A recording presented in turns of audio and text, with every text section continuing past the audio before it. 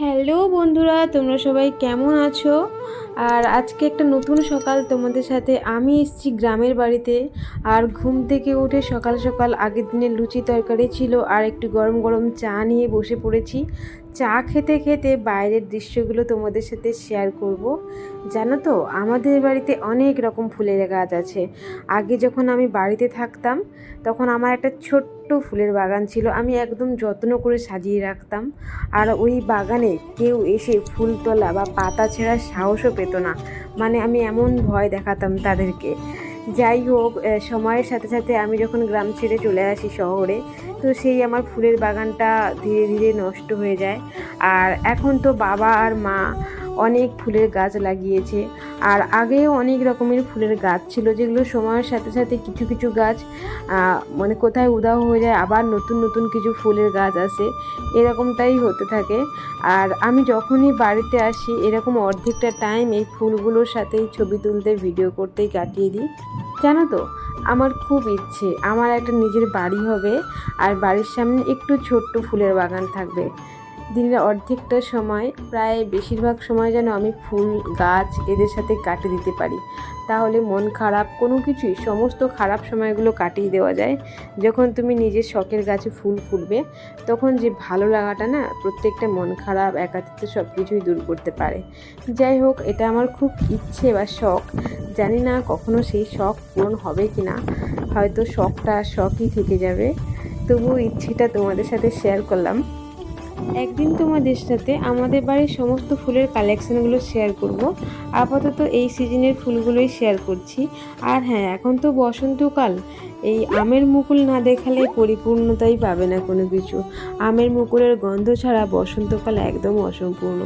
তোমাদের সাথে গল্প করতে করতে সকাল পেরিয়ে বিকেল আসলো, আর ভালোই মেঘ করেছে। মা জ্বালনগুলো গোছাতে ব্যস্ত, দেখো আকাশ ঘনিয়ে এসেছে আর এই সন্ধে হয়ে গেল বলে।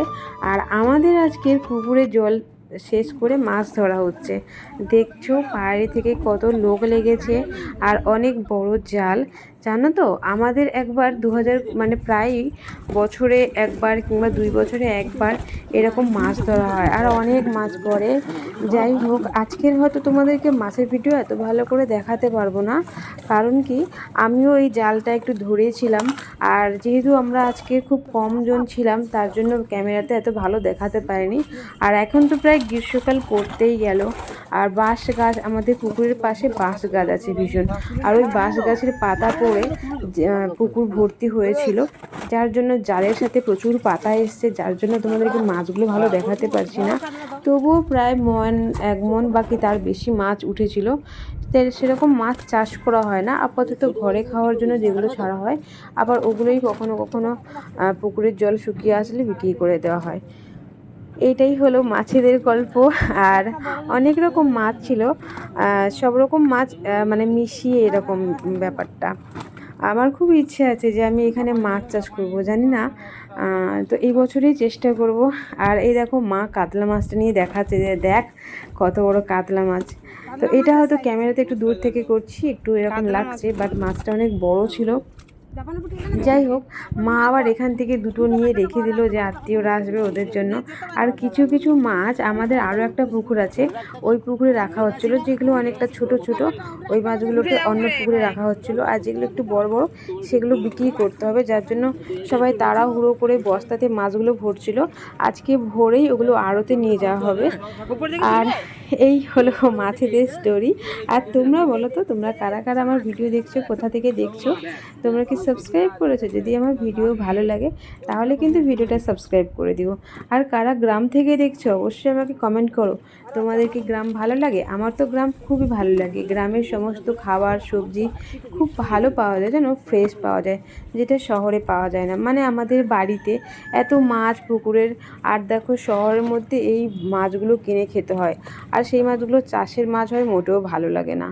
এই দেখো, এই মাছগুলো আপাতত ক্যারেটের মধ্যে রাখা আছে, আর এদিকে কিছু মাছ বস্তাতে আছে। তো এই মাছগুলো যাবে আজকে আড়তে। বাবা আর মা রেডি হয়ে গেছে আড়তে যাওয়ার জন্য। পুকুরে আরও সবাই মাছ ধরছে, মানে আরও একবার জাল টানা হবে। মাঝখানে একটু জাল থেকে মাছ বেরিয়ে গেছিলো। আর যেহেতু মাছগুলো রাত্রেবেলা ধরা হচ্ছিল, এরকম মাছ জাল থেকে বস্তাতে রাখার সময় কিছু কিছু মাছ লাফিয়ে সরে গেছিলো, তার জন্য লাইট নিয়ে সবাই দেখে নিচ্ছিলো ঠিকঠাক আছে কিনা। আর সত্যি জালটা অনেক অনেক ভারী ছিল।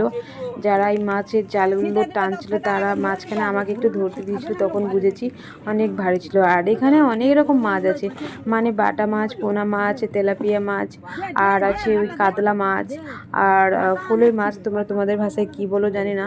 যাই হোক, আমাদের তো আর একরকম মাছ চাষ করা হয়নি, মানে সব রকম মাছ খাওয়ার জন্যই ছাড়া হয়েছিল, আর সেগুলোই ধরা হয়েছে। যেগুলো ছোট ছোট মাছ ছিল না, ওগুলো অন্য একটা পুকুরে ছাড়ার জন্য রাখা হয়েছে, আর বড় বড় মাছগুলোই আড়তে নিয়ে যাওয়া হয়েছে।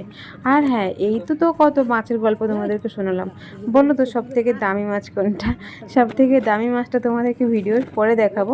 এই মাছগুলো সব এখন আড়তে নিয়ে চলে যায়, তারপরে যে দামি মাছগুলো রাখা হয়েছিল এইগুলো হলো মোরলা মাছ। সব থেকে বাজারে এর দামটাই বেশি, আর এগুলো এখনও ঘরে খাওয়া হবে, বাছাবাছি চলছে। আর আজকের ভিডিও এতটুকু, টাটা।